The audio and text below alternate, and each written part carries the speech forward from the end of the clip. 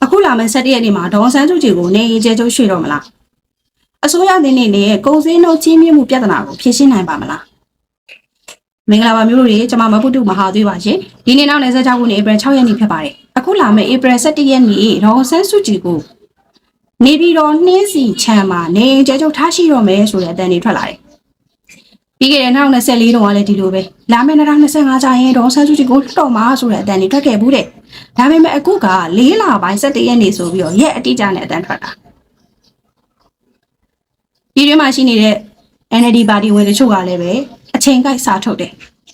မြန်မာနိုင်ငံရဲ့အကြက်တဲကိုဖြည့်ရှင်းဖို့ဆိုရင်ဒေါ်ဆန်းစုကြည်ကိုဖယ်ထားလို့မရဘူးဒေါ်ဆန်းစုကြည်နဲ့ဆွေးနွေးမှရမယ်ဆိုတဲ့အတန်တွေထွက်တယ်ဒါဆိုရင်ဒီတွင်မှာရှိနေတဲ့ NLD ပါတီအနေနဲ့ကဒေါ်ဆန်းစုကြည်ကို NUG ရဲ့အတိုင်းပဲခန့်ပြီးတော့ဦးဝင်းမြင့်ကို NUG သမရဆိုပြီးတော့ NUG နဲ့ PDF ပေါင်းသုံးလုံးတွေရဲ့လက်နက်မောင်ကိုဘိန်းမောင်ကိုတစ်မောင်ကိုလူမောင်ကိုမတရားလုပ်ခဲ့တဲ့အကြမ်းဖက်မှုမှန်သမျှကိုသမရဦးဝင်းမြင့်နဲ့အတိုင်းပဲခန့်ဒေါ်ဆန်းစုကြည်ခေါင်းကိုပုံချလို့ရဖို့ဒေါ်ဆန်းစုကြည်နဲ့ဦးဝင်းမြင့်ကိုသမရတို့အတိုင်းပဲခန့်ဆိုပြီးတော့ခန့်အပ်တဲ့ NUG ကိုဘာကြောင့်မကန့်ခွဲတာလဲဘာကြောင့်မကန့်ကွက်ခဲ့တာလဲအခုကြမှာမြန်မာနိုင်ငံရဲ့ကြက်တဲကိုဖြည့်ရှင်းဖို့ဒေါ်ဆန်းစုကြည်ကိုဖယ်ထားလို့မရပါဘူးဆိုပြီး NLD ပါတီကစာထုတ်တယ်ဒေါ်ဆန်းစုကြည်နဲ့ဦးဝင်းမြင့်ကိုလူမအရာမှာထားပြီးတော့ခေါင်းရောင်းပြီးတော့အောက်ချင်မှာလှုပ်ချင်တိုင်းလှုပ်တက်ချင်တိုင်းတက်နေတဲ့ NUG PD ရဲ့ပေါသုံးလုံးတွေကိုအကြမ်းဖက်ဖွဲ့ဖြစ်ဘာကြောင့်မကျင်းနာခဲ့တာလဲငါဆိုတော့အခုလာမယ့်4လပိုင်း17ရက်နေ့မှာဒေါ်ဆန်းစုကြည်ကိုနေပြီးတော့နေ့စီပြန်မှာနေကျဲကျုပ်ထားရှိမယ်ဆိုတဲ့တစ်ဖက်အုပ်စုကသူတို့ဖြစ်ချင်တဲ့နိုင်ငံရေးစံနာတွေကိုနှစ်ကြောင်ပေးပြီးတော့နိုင်ငံရေးအာသာဖြေနေကြတယ်ဒီပေါ်မှာအများပြည်သူရဲ့အမြင်ဘယ်လိုရှိသလဲကျမရဲ့နိုင်ငံရေးအမြင်နိုင်ငံရေးသုံးသက်ချက်ကတော့ဒေါ်ဆန်းစုကြည်ကိုလှုပ်ပေးခဲ့ရင်တော့2020နှစ်လယ်လောက်မှာဖြစ်ပါလိမ့်မယ်။နော်ဒီစကားကို2024ဒီဇင်ဘာနော်2024နှစ်ကုန်တည်းကကျမသုံးသက်ခဲ့ဘူးလေ။ဒေါ်ဆန်းစုကြည်ကိုလှုပ်ခဲ့ရင်တော့2020နှစ်လယ်လောက်မှာပြန်ပြီးတော့လှုပ်နိုင်ချင်ရှိတယ်လို့နိုင်ငံရေးသုံးသက်ခဲ့ပူပါတယ်။ဆိုတော့အများပြည်သူအနေနဲ့ကတော့ဒေါ်ဆန်းစုကြည်ကိုအခု4လပိုင်း17ရက်နေ့ကျကျထားရှိမယ်ဆိုတဲ့ထွက်နေတဲ့အတန်ဒီပေါ်မှာဘယ်လိုမျိုးထင်မြင်ယူဆသလဲဘယ်လိုပုံစံမျိုးဖြစ်စေချင်ကြတယ်လဲပြည်သူရဲ့ဆန္ဒဘယ်လိုရှိသလဲသိချင်မိပါတယ်ဒုတိယကတော့အစိုးရတဲ့အနေနဲ့ကုန်ကျင်းတို့ကြီးမြင့်မှုပြဿနာကိုဖြေရှင်းနိုင်မှာမလားပထမဦးစွာစီတပိတ်တာ2000ဈေးပေါက်နေတဲ့အချိန်မှာနိုင်ငံတော်အစိုးရအနေနဲ့နော်စာအုပ်လေးတွေထုတ်ပြီးတော့စီတပိတ်တာ9000ကျပ်နဲ့ရောင်းပေးတဲ့အတွက်အင်မတန်မှကျေးဇူးတင်ပါတယ်ရှင်စီတပိတ်တာ2000ဈေးပေါက်နေတဲ့အချိန်မှာနိုင်ငံတော်အစိုးရအနေနဲ့စီစာအုပ်တွေထုတ်ပြီးတော့အိမ်အောင်စုတစုလင်းရင်စီတပိတ်တာကို9000ကျပ်နဲ့ရောင်းချပေးလို့ကျေးဇူးများကြီးတင်ပါတယ်ရှင်ဆိုတော့မြို့ပြမှာရှိတဲ့ပြည်သူတွေတင်မဟုတ်ပဲနဲ့တနိုင်ငံလုံးမှာရှိနေတဲ့ပြည်သူတွေကိုလည်းပဲအခုလိုမျိုးဈေးနှုန်းတက်တာစွာနဲ့နော်ဟိုတုန်းကတမကဲ့သို့နိုင်ငံတော်အစိုးရအနေနဲ့ကဈေးနှုန်းတက်တာစွာရောင်းချပေးမယ်ဆိုရင်တော့ပြည်သူတွေအားလုံးရဲ့တစ်ခဲနဲ့ထောက်ခံတဲ့ပြည်သူတွေအားလုံးရဲ့ယုံကြည်အားကိုးမှုကိုရပါလိမ့်မယ်လက်ရှိချိန်မှာ73ပြည်ပြည်ထနာတွေတက်နေတယ်ကျွန်တော်တို့မြန်မာနိုင်ငံဒီစိုက်ပျိုးရေးကိုအခြေခံသောနိုင်ငံဖြစ်တယ်စိုက်ပျိုးရေးကိုအခြေခံတဲ့မြန်မာနိုင်ငံမှာ73ပြည်ပြည်ထနာကြောင့်တောင်သူတွေစပါးမဆက်နိုင်တော့ဘူးဆိုရင်နံပါတ်1 73ပြည်ပြည်ထနာ73စီရှားပါလို့နံပါတ်2မြေဩဇာတွေဓာတ်မြေဩဇာတွေအရင်ဈေးကြီးတဲ့အတွက်တောင်သူတွေစပါးမဆိုင်နိုင်တော့ဘူးဆိုရင်ကျင်းတွေပေါ့စံဈေးတွေကြီးပါလိမ့်မယ်တချို့ကပြောတဲ့ကုန်သေးလုံးပြည်ထနာတွေပြောတဲ့အခါမှာပေါ့ကိုပြည်တွင်းမှာစိုက်တဲ့ဆန်စပါးဘာကြောင့်ဈေးကြီးတာလဲကိုပြည်တွင်းမှာထွက်တဲ့စီဘာကြောင့်ဈေးကြီးတာလဲဆိုတဲ့အတန်လေးထွက်တယ်ဥပမာကျမတို့ပဲခူးတိုင်းမှာတနေ့တာရဲ့ဆန်စားသုံးမှုပမာဏစက်အိတ်100ရှိတယ်ဆိုရင်ပဲခူးတိုင်းရဲ့စိုက်ပျိုးထုတ်လုပ်မှုပမာဏက300သာစိုက်ရမယ်300စာလောက်စိုက်မှာရိတ်သိမ်းတဲ့အခါရိတ်သိမ်းချွေလဲတဲ့အခါ200ကျန်ပြီးတော့ပြည်သူတွေလက်ထဲကိုနော်ရှင်တို့တွေရဲ့ထမင်းအိုးတဲ့ရအောင်ဖြန့်ဖြူးရောင်းချတဲ့အခါ100ကျန်မယ်အဲ့ဒီလိုပဲမကွေးတိုင်းမှာတနေ့တာရဲ့စီစားသုံးမှုပမာဏပိတ်တဲ့ချိန်100ဆိုရင်မကွေးတိုင်းမှာစီထွက်တီးနှံဖြစ်တဲ့မေဘဲတို့နှမ်းတို့စိုက်ပျိုးထုတ်လုပ်မှုပမာဏကအနည်းဆုံး300သာစိုက်ရမယ်300စာစိုက်မှာ200စာထုတ်နိုင်ပြီးတော့လိုအပ်တဲ့ပိတ်တဲ့ချိန်100ကိုစားသုံးသူလက်ထဲကိုပြည်သူလက်ထဲကိုကြောင်းအောင်ထည့်ပေးနိုင်တယ်ဆိုတော့မြန်မာနိုင်ငံမှာတနေ့တာအတွက်စံစားသုံးမှုပမာဏတနေ့တာအတွက်စီစားသုံးမှုပမာဏပြည်တွင်းရဲ့စားသုံးတဲ့ပမာဏကိုပြည်တွင်းရဲ့ကုန်ထုတ်လုပ်မှုကပြည်တွင်းရဲ့စိုက်ပျိုးထုတ်လုပ်မှုကမဖြည့်တွင်းနိုင်တဲ့အတွက်ကုန်စည်နှုန်းကြီး ပြည်တွင်းရဲ့စားသုံးမှုပမာဏကိုပြည်တွင်းရဲ့စိုက်ပျိုးထုတ်လုပ်မှုပမာဏကမဖြည့်တွင်းနိုင်တဲ့အတွက်ကုန်စည်နှုန်းကြီးတယ်။ဘာကြောင့်မဖြည့်တင်းနိုင်လဲနံပါတ်1စစ်တွေဖြစ်လို့ပြေးရလွှားရတယ်။စဘာတွေမဆိုင်နိုင်ဘူးပဲတွေမဆိုင်နိုင်ဘူး။အဲ့ဒီလိုစစ်ဖြစ်တဲ့ဒေသတွေမှာ fish state တွေဖြစ်တယ်လို့စစ်မဖြစ်တဲ့ဒေသတွေမှာကြတော့နော်73စီတွေရှားပါပြက်လက်တယ်လို့ဓာတ်မြေဩဇာတွေဈေးကြီးတဲ့အတွက်စံနေစီတွေမဆိုင်နိုင်ဘူးပြည်တွင်းရဲ့စားသုံးမှုပမာဏကိုပြည်တွင်းရဲ့ထုတ်လုပ်မှုပမာဏကမဖြည့်တွင်းနိုင်ဘူးဆိုရင်နိုင်ငံတော်အစိုးရအနေနဲ့မိုးကြရွှေကိုတွေမဟုတ်တဲ့အတွက်ဘယ်လိုပဲအုပ်ချုပ်ရေးနည်းစနစ်တွေစီမံခန့်ခွဲမှုတွေကောင်းပါစေကုန်စည်နှုန်းကြီးမြင့်မှုပြဿနာကိုဖြေရှင်းနိုင်မှာမဟုတ်ပါဘူး။ဒါကြောင့်မလို့နိုင်ငံတော်အစိုးရအနေနဲ့စိုက်ပျိုးရေးကိုအခြေခံတဲ့မြန်မာနိုင်ငံမှာအဓိကစိုက်ပျိုးတဲ့တောင်သူတွေကို73ပြည်ရရှိဖို့ဦးစားပေးပြီးထုတ်လုပ်ရောင်းချတဲ့တယ်လို့နော်ပြည်တွင်းမှာရှိတဲ့တောင်သူတွေတဲ့ဓာတ်မြေဩဇာတွေကိုလည်းတင့်တော်သောဈေးနှုန်းနဲ့ရောင်းချပေးဖို့လိုအပ်တယ်လို့ပြည်သူတွေရဲ့တောင်သူတွေရဲ့ထွက်ကုန်ဖြစ်နေတဲ့စံစဘာကျမတို့စဘာတွေထုတ်လိုက်ရတာစဘာစိုက်တာကြတော့ဈေးကောင်းမရကိုရောက်လိုက်တဲ့စဘာဈေးကောင်းမရပါပဲကိုပြန်ဝယ်စားရတဲ့ဆက်မှာအစမတန်မြင့်တက်တဲ့ပြဿနာနော်စဘာတွေစိုက်ပြီးတော့ငွေကြေးမပူရှံပဲအကျွေးတင်သွားတဲ့တောင်သူတွေရဲ့ပြဿနာကိုဖြေရှင်းပေးမှာဒါလျင်ဖြေရှင်းနိုင်မှသာလေပြည်တွင်းရဲ့ကုန်စည်နှုန်းကြီးမြင့်မှုပြဿနာကိုနိုင်ငံတော်အစိုးရနဲ့ဖြေရှင်းနိုင်လိမ့်မယ်လို့ပြည်သူ့တပ်အနေနဲ့ရိုးရိုးရှင်းရှင်းပဲထင်မြင်ယူဆသုံးသပ်ပြပါတယ်မင်္ဂလာပါရှင်ဦးမြောင်လိုင်းပြည်သူ့ရင်ထဲကတမရဖြစ်ရလားဆိုတဲ့ခေါင်းစဉ်နဲ့ဆွေးနွေးတင်ပြပေးပါမယ်ပထမဆုံးရွေးကောက်ပွဲအပိုင်း1မဲပေးစဉ်ကာလတုန်းကရွေးကောက်ပွဲကနေဆိုရတည်းပေါ်ထွက်ခဲ့ရင်ပထမဆုံးရင်ဆိုင်ရမယ်နိုင်ငံတကာ PR တီဘင်္ဂလီပြဿနာဖြစ်တယ်လို့ကျွန်မနိုင်ငံရေးကြိုတင်သုံးသပ်ခဲ့ပါတယ်အဲ့ဒီနိုင်ငံရေးကြိုတင်သုံးသပ်ထားတဲ့ရုပ်သံဖိုင်ကိုအခု YouTube မှာပဲတင်ထားပါတယ်မယုံရင်ပြန်ရှာပြီးနားထောင်ကြည့်လို့ရတယ်အခုလက်ရှိမှာတော့ကျွန်တော်တို့ရဲ့နိုင်ငံတော်သမ္မတကြီးဦးမြောင်လိုင်းကိုအင်ဒိုနီးရှားရှေ့နေချုပ်ဟောင်းနဲ့အင်ဒိုနီးရှားရဲ့မွတ်စလင်ပရိုက်တာဖွဲ့ကျွန်တော်တို့နိုင်ငံအနေနဲ့ပြောမယ်ဆိုရင် YNBA အသင်းဖွဲ့လိုမျိုးအင်ဒိုနီးရှားရဲ့မွတ်စလင်အသင်းဖွဲ့တွေကနေပြီးတော့ဘင်္ဂလီတွေကိုဂျီနိုဆိုက်လုပ်မှုနဲ့တရားစွဲဆိုဖို့ပြင်ဆင်နေတယ်ဆိုတော့ကျွန်မဂျိုဒန်သုံးသပ်ထားတဲ့အတိုင်းပဲအစိုးရအသစ်ပထမဆုံးရင်ဆိုင်ရတဲ့ပြဿနာနိုင်ငံတကာ PR တွေဘင်္ဂလီပြဿနာဖြစ်တယ်နိုင်ငံရေးသုံးသပ်တယ်ဆိုတာအဲ့ဒီလိုသုံးသပ်ရတယ်နော်ရှင်တို့တွေတခြားຢာတွေမှာဒါကျွန်မကိုရှင်ပြိုင်တူပလို့ရာကောင်းရလိမ့်မယ်နိုင်ငံရေးသုံးသက်တဲ့နေရာမှာတော့ကျမမမှုတူမဟာသွေးကိုမှီဖို့10နှစ်လောက်ကြိုးစားအောင်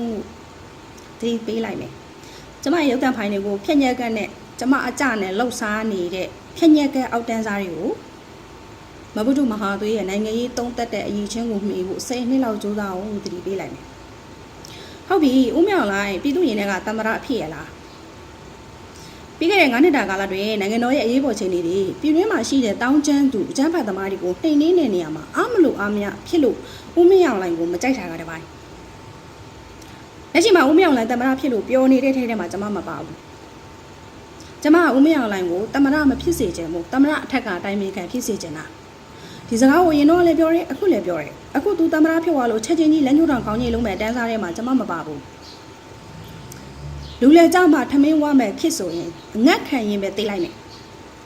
လူလေကြမှာထမင်းဝမဲ့ခစ်ဆိုရင်အငတ်ခံရင်သိမယ်ကျမကရှားပေါ်မျက်ပေါက်ရင်ပေါက်ပါစေဘယ်တော့မှလည်းညှိုးထောင်ကောင်းရင်မလုပ်ဘူးနိုင်ငံနဲ့ပြည်သူကိုအမှန်တကယ်ချစ်ရင်လက်ညှိုးထောင်ကောင်းရင်မလုပ်ရအောင်ဒါကြောင့်မလို့ကျမနိုင်ငံနဲ့ပြည်သူကိုဘယ်တော့မှသစ္စာမဖောက်ဘူးကျမဘယ်တော့မှလက်ညှိုးထောင်ကောင်းရင်မလုပ်ဘူးဒါကြောင့်မလို့ဦးမြောင်လည်းတမရဖြစ်လို့ပျော်နေတဲ့ထဲမှာကျမမပါဘူးသို့တော့ဦးမြောင်လည်းဒီတိုင်းနမရေးရမှာလိမ္မာပါနဲ့တယ်စီးပွားရေးရမှာမျိုးသားအကျိုးစီးပွားအင်မတန်မှအမျှော်မြင်ကြီးတယ်။ဒါကြောင့်မလို့သူမျိုးစေ့ချပေးခဲ့တော့နိုင်ငံရဲ့အမျိုးသားအကျိုးစီးပွားတွေကိုသူ့ကိုပဲဆက်လက်ပြီးအကောင့်ထဲပေါ်စေခြင်းနဲ့ဒါကြောင့်မလို့ကျမကတမရထက်ကအတိုင်းမေခံဖြစ်စေခြင်းခဲ့တာ။ဥပမာဒေါအောင်ဆန်းစုကြည်ဆိုရလက်ထက်မှာအရှုံးပေါ်လို့ရန်နာထားရတဲ့ပြင်မဲ့တံပလီဆက်ရုံသူ့လက်ထက်မှာလဲပတ်အောင်သူလုံနိုင်တယ်။တမရဦးသိန်းစိန်မျိုးစေ့ချပေးခဲ့တဲ့ဒေါအောင်ဆန်းစုကြည်ဆိုရလဲပတ်တဲ့အရှုံးပေါ်လို့အတွက်ဒီစီမံကိန်းကိုပြည်မဲ့တံမီးဆက်ရုံကိုအောင်မြင်အောင်မလုပ်နိုင်ပဲအရှုံးပေါ်လို့2019မှာရန်နာလိုက်ရတယ်။ဒေါန်စားသူကြီးအစိုးရအရေးချင်းမရှိလို့အသုံးမကျလို့ညံပြင်းလို့အရှုံးပေါ်လို့ရန်နာရတဲ့စီမံကိန်းကိုတမန်ဦးသိန်းစိန်မျိုးစေ့ချပေးခဲ့တဲ့ဒီစီမံကိန်းကိုဦးမြောင်လိုက်လက်ထက်မှာပြန်လဲပတ်အောင်လုပ်နိုင်တယ်။ပြည်မဲ့တံမီးဆက်ရုံလို့ရုံ20နေရုံရှိတယ်19ရုံလဲပတ်နိုင်အောင်2023မှာသူကြိုးပမ်းဆောင်ရွက်ပေးခဲ့တယ်လို့เนาะဒီလုပ်ငန်းလဲပတ်ရေးအတွက်ရထားလမ်းတွေပါဖောက်လုပ်ပေးနိုင်ခဲ့တယ်။အဲ့ဒီချိန်တုန်းကဆိုရင်ရုရှားနဲ့မြန်မာပူးပေါင်းဆောင်ရွက်နေတဲ့ပြင်မဲ့တံမီးစက်ရုံကိုပိတ်သိမ်းဖို့ဆန္ဒပြပါတယ်တောင်းဆိုပါတယ်ဆိုပြီးတော့ပြည်ပြက်မီဒီယာတွေလောင်နေတဲ့ကကျွန်မပြောခဲ့တယ်2023နှစ်ကကျွန်မပြောခဲ့တယ် ဒေါ်ဆန်းစုကြည်အချင်းမရှိလို့သုံးမစားလို့ရန်နာရတဲ့စီမံကိန်းကိုဦးမင်းအောင်လိုက်အကောင့်တဲဖော်အောင်မျိုးသားကြိုးစည်းပွားတဲ့လှုပ်ဆောင်နိုင်တယ်သူတော်တယ်အဲ့ဒီတည်းပြောခဲ့တဲ့စကားတော့အခုမှကောက်ခိုင်ကပြောတာမဟုတ်ဆိုတော့ပေးမဲ့တမ်လီဆက်ရုံမှာ22ရုံရှိတာ19ရုံလဲပတ်နိုင်တယ်3ရုံကျန်နေတယ်အဲ့ဒီကျန်ရှိနေတဲ့3ရုံကိုရုရှားနီးပညာနဲ့ဆက်လက်ပြီးတော့အကောင့်တဲဖော်ဖို့အတွက်သူမျိုးစေချပေးခဲ့တော့အမျိုးသားကြိုးစည်းပွားဖြစ်တဲ့အတွက်ဒီမျိုးစေရနေအပင်လေးပေါက်ပြီးတော့ဒီအပင်ရဲ့အသီးပွင့်တွေကိုကျမတို့ပြည်သူတရက်လုံးခံစားနိုင်ဖို့အတွက်သူ့ကိုပဲဆက်လက်ပြီးတောင်းဝန်ထမ်းဆောင်စေခြင်းနဲ့အဲ့ဒီလိုမျိုးဒီမျိုးစေလေးကနေအသီးပွင့်နေပြည်သူတွေခံစားအောင်လှုပ်ဆောင်ပေးနိုင်ရင်ကျိတ်တယ်ပါပြည်သူရင်တွေကသမရဖြစ်မယ်ဥပမာသမရဦးသိန်းစိန်စစ်ဗိုလ်ချုပ်တွေကဘာမှချုပ်ပြီးတော့ပစိုးပြောင်းဝေးပြီးတော့အသွင်ပြောင်းလာတာဆိုပြီးတော့အစမှလူတွေကမယုံကြည်ကြဘူးသို့တော်သမရဦးသိန်းစိန်ကြီးတိုင်းပြည်ကိုတကယ်အရွေးတစ်ခုရအောင်နိုင်ငံရဲ့စင်ရဲမွေးတည်မှုပူပေါ်ရတဲ့ rate ကိုရှော့ချပေးနိုင်ခဲ့တယ်အမှန်တကယ်ပြည်သူအကျိုးကိုတိုးတက်အောင်လုပ်ပေးနိုင်တဲ့အတွက်ပြည်သူတွေအားလုံးရဲ့ရင်ထဲကသမရဖြစ်ခဲ့တယ်အနီရောစိန်ရောအပြာရောအဝါရောဦးသိန်းစိန်ကိုလူတိုင်းချစ်တယ်လူတိုင်းကြိုက်တယ်ဘာလို့လဲသူတိုင်းပြည်ကိုအမှန်တကယ်တိုးတက်အောင်လုပ်ပေးနိုင်တဲ့အတွက်ဒါကြောင့်မလို့ဦးမြောင်လိုက်သည်လေသူမျိုးစေချပေးခဲ့တဲ့ဥပမာအခုပေးမဲ့တမ်မီဆက်ရုံစီမံကိန်းလိုမျိုးကျန်းရှိနေတဲ့၃ရုံကိုသာလဲပတ်နိုင်ပြီးတော့အမျိုးသားကြိုးစည်းပွားကိုတကယ်ဖော်ဆောင်ပေးနိုင်ရင်ပြည်သူရင်တွေကသမရဖြစ်လိမ့်မယ်အဲ့လိုပဲ110မဂါဝက်ရှိသောနျူကလ িয়ার ဓာတ်ပေါင်းဖိုတိဆောက်ဖို့နော်110မဂါဝက်ရှိသောနျူကလ িয়ার ဓာတ်ပေါင်းဖိုကိုရုရှားနည်းပညာနဲ့ပူးပေါင်းပြီးတိဆောက်ဖို့လက်မှတ်ရေးထိုးခဲ့တယ်သူမျိုးစေချပေးခဲ့သောအမျိုးသားအကျိုးစီးပွားကိုသူကနေပြီးဆက်လက်ပြီးအသီးပွင့်နေပြည်သူတွေအသီးပွင့်တွေကိုခန်းစားခွင့်စောင်းသုံးခွင့်ရအောင်ဆက်လက်ပြီးအကောင့်ထဲဖော်ပေးနိုင်ရင်ကျိတ်တီပါပြည်သူရင်တွေကသမရဖြစ်ပါလိမ့်မယ်ဆက်လက်ပြီးတော့တဝဲထူးစီးပွားရေးဆုံးကျမတို့ဒီ AR တိုင်းမှာဆိုလို့ရှိရင်ရွှေတုံးအင်အားစီမံကိန်းဒီရွှေတုံးအင်အားစီမံကိန်းတို့ဟိုထိန်ချုံကပ်ပိုက်တွေထူးစီးပွားရေးဆုံးလို့ပြီးခဲ့တဲ့9နှစ်တာကာလအတွင်းမှာကျမတယောက်တည်းပဲဝေဖန်ထောက်ပြခဲ့တာတခြားဘယ်သူမှမရှိဘူးဒါကျမကိုကြီးတွေးနေတာမဟုတ်ဘူးဒါပကက်တိရှိကြပဲပြီးခဲ့တဲ့9နှစ်တာကာလတော့နော် AR တိုင်းညောင်တုံးမျိုးတွေမှာရှိတဲ့ရွှေတုံးအင်အားစီမံကိန်းထိန်ချုံကပ်ပိုက်တွေကချင်ပြည်နယ်ထိန်ချုံကပ်ပိုက်တွေထူးစီးပွားရေးဆုံးပလဲတဲ့စီမံကိန်းအကြောင်းကိုအမြဲတမ်းဒီဇိုင်းမဲ့ပြည်သူကိုအသိပညာပေးမျှဝေပေးခဲ့တာကျမတယောက်ပဲရှိတယ်နော်ကျမအဲ့ဒီလိုလေးပြောနေလို့ပဲတချို့ကဒီကောင်မလေးကသူသိသူတက်ပါဆိုပြီးတော့အမြင်ကပ်ပြင်မဲ့ကျမနိုင်ငံရေးသုံးသပ်မှုတွေကမှန်နေတဲ့အတွက်သူတို့ရင်ထဲမှာအောက်တက်တက်ကြီးနဲ့ကျမပြောသမျှကိုအမြဲတမ်းစောင့်မျှော်နားထောင်နေရတဲ့လူတွေလည်းရှိတယ်နော်ဆိုတော့ဦးမြောင်လိုင်းနေနဲ့နော်သူမျိုးစေချပေးခဲ့တဲ့ဒီတဝက်အထူးစီးပွားရေးဆုံးဒီတဝက်ထူးစီးပွားရေးဆုံးဒီဦးတန်းရွှေကနေဦးသိန်းစိန်အစစ်စစ်နော်ရောက်လာတဲ့ပထမဆုံးထိုင်းနဲ့စာချုပ်ချုပ်ဆိုပေမဲ့ထိုင်းနိုင်ငံမှာနော်ရင်းလက်အစိုးရပြုတ်ကြတယ်တက်စင်တို့အစိုးရပြုတ်ကြတယ်အဲ့ဒီမှာနိုင်ငံရေးကိုလိုနီနယ်ချက်ခံရပြီးတော့ဒီစီမံကိန်းရပ်ဆိုင်းသွားတဲ့အတွက်ရုရှားနဲ့စာချုပ်ချုပ်ဆိုတဲ့ဒီတဝက်ထူးစီးပွားရေးဆောင်ဒီတန်ချိန်2000ကနေ5000ထိတင်နိုင်တော့ကုန်တင်မော25စင်းတပြိုင်နဲ့ကန့်ကန့်နိုင်ပြီးတော့ကုန်တင်မော25စီးတစ်ချိန်ထဲမှာကုန်တင်ကုန်ချလုပ်နိုင်တယ်ဒါကြောင့်မို့လို့ထိုင်ဝမ်နိုင်ငံနဲ့စင်ကာပူနိုင်ငံကနေလက်ရှိမှာရရှိနေတဲ့ပင်လယ်ရေကြောင်းကုန်သွယ်ရေးရဲ့အကောက်အခွန်90%တဝက်လောက်ကိုကျမတို့မြန်မာနိုင်ငံကရမယ်။ဒါကြောင့်မလို့ကျမတို့နိုင်ငံဒီလက်ရှိနိုင်ငံ GDP က2ဆတိုးတက်သွားလိမ့်မယ်။ဒီကြောင့်ကိုကျမအရင်တည်းကဒီဇိုင်းမဲ့ပြောခဲ့ပူပါတယ်။ဆိုတော့ဦးမြောက်လိုင်းနေနဲ့သူမျိုးစေချပေးခဲ့တော့ရုရှားနဲ့ပူးပေါင်းဆောင်ရွက်နေတဲ့တဝက်ထူးစီးပွားရေးဆောင်ကိုအသီးပွင့်နေပွင့်လာအဲ့ဒီအသီးပွင့်ကိုပြည်သူတရက်လုံးခံစား권ရအောင်စွမ်းဆောင်ပေးနိုင်ရင်အကောင့်ထဲပေါ်ပေးနိုင်ရင်ကျိတ်တီပေါက်ပြည်သူရင်ထဲကသမရဖြစ်လိမ့်မယ်တန်တမန်ရေးရမှာဆိုလို့ရှိရင်လည်းဒီလိုပဲတန်တမန်ရေးရမှာလိမ္မာပါနဲ့တယ်ဥပမာအာဆီယံဆိုရင်ကျမတို့မြန်မာနိုင်ငံကိုခြံလက်ထားတယ်နော်အာဆီယံ summit တွေမှာမြန်မာနိုင်ငံကိုမဖိတ်ကုလသမဂ္ဂဆိုလို့ရှိရင်လည်းပဲမြန်မာနိုင်ငံကကိုယ်စားလှယ်ဖြစ်အနောက်ဆုံးထမ်းဆောင်ခဲ့တဲ့ကျော်မိုးထွန်းကိုပဲဆက်ပြီးတော့ခွင့်ပြုထားတယ်အဲ့ဒီလိုတစ်ဖက်ကကဘာကြီးကတစ်ဖက်ဆောင်နေလုပ်နေတဲ့အချိန်မှာ Vincent နဲ့ဖောက်ထွက်တယ် Vincent ကနေတစင် SEO ကနေ BRIC ရဲ့တန်တမန်ရေးရမှာအရင်လိမ်မှာပါနေတယ်ကျမဒီအဲ့ဒီ BRIC ရဲ့ SEO နဲ့ပတ်သက်ပြီးတော့2022 2023နဲ့က Facebook မှာ live တွင်ပြီးပြောခဲ့ပူတယ် SEO ဒီနောက်တစ်ချိန်မှာ G7 ကိုရင်ပေါင်တန်းနိုင်တဲ့အဖွဲ့အစည်းဖြစ်လာလိမ့်မယ် BRIC ရဲ့ဒီ Brexit ဒီ EU ကိုရင်ပေါင်တန်းနိုင်တဲ့ EU ကိုပခုံးချင်းရှင်နိုင်တဲ့အဖွဲ့အစည်းဖြစ်လာလိမ့်မယ်ဒါကြောင့်မလို့ SEO တို့ BRIC ရဲ့ BRICS တို့အဖွဲ့ဝင်နိုင်ငံဖြစ်အောင်ကျွန်တော်တို့မြန်မာနိုင်ငံနဲ့စ조사နိုင်ရင် တန်တမဲရေးရမြန်မာနိုင်ငံကစူးစမ်းနိုင်ရင်အဲ့ဒီနောက်ကိုလည်းမှာစီးပွားရေးရလဲကျမတို့နိုင်ငံကဖွံ့ဖြိုးတိုးတက်လာလိမ့်မယ်လို့ကျွန်မ Facebook မှာဓာတ်ရိုက် live လွှင့်ပြီးပြောခဲ့ဘူးတဲ့ဦးမင်းအောင်လိုက်သည်တန်တမဲရေးရမှာလိမ္မာပါနဲ့ဆိုတာစွမ်းဆောင်နိုင်ခဲ့တယ်လက်ရှိမှာဆိုရင်ကျမတို့နိုင်ငံကနော် BIC ရဲ့ base အဖွဲ့ရဲ့ dialogue partner ဖြစ်တယ်အဲ့ဒီကနေပြီးတော့အမြဲတမ်းအဖွဲ့ဝင်နိုင်ငံဖြစ်အောင်စူးစမ်းနိုင်ရင် SCO နော် Shanghai Corporation ရဲ့အဖွဲ့ဝင်နိုင်ငံဖြစ်အောင်တန်တမဲနီးလန်းရစူးစမ်းနိုင်ရင်ဦးမင်းအောင်လိုက်သည်ကျင်းသေးပေါက်ပြည်သူရင်တွေကတမရဖြစ်ပါလိမ့်မယ်ပြည်သူရင်တွေကတမရဖြစ်အောင်လဲစူးစမ်းနိုင်လိမ့်မယ်လို့ယုံကြည်တယ်ဘာလို့လဲဆိုတော့ပြီးခဲ့တဲ့9နှစ်တုန်းကသူ့အနေနဲ့နော်ဒီပြည်တွင်းမှာရှိတဲ့တောင်းကျမ်းသူတွေကိုနှိမ်နင်းရတာတမျိုးတရားဝင်စိုးမဲအောင်လုပ်ရတာတမျိုးဒီဘက်ကနိုင်ငံရေးမို့မြန်မာနိုင်ငံသည်ဒေဝါလီခံရတော့မြည်ဆိုပြီးတော့ကမ္ဘာဘဏ်ကနေ statement တွေထုတ်နော် FSI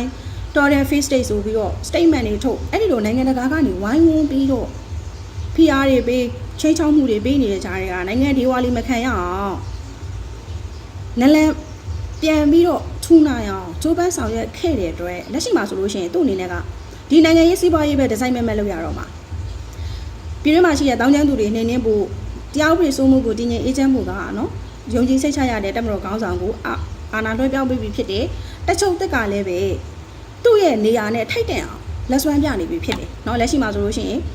တန်တွဲငပိကန်းခြေတစ်ချောင်းမှာရှိတဲ့အေးတောင်းချမ်းသူတွေကိုလေရင်5စီးနဲ့ပွဲကြိုက်အင်းတော့ဆိုရင်လေရင်2စီးလို့လေရင်3စီးလို့ပဲကြားတယ်အခု5စီးတပြိုင်တည်းပွဲကြိုက်